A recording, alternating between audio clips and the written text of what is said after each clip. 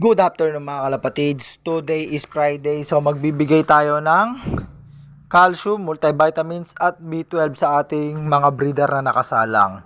Ayan, tapos yung iba, hindi pa nabibigyan ngayon.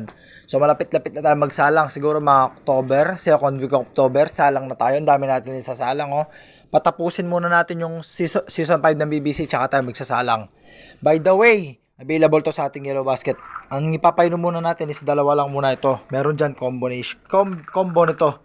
Ayan, ito lang muna ipapainom natin. Ayan yun, oh. Itong dalawa na to. Ito, naubusan tayo. Ayan, lang laman, oh. Oh, ito, may laman pa ito mga to. So, naubos lang.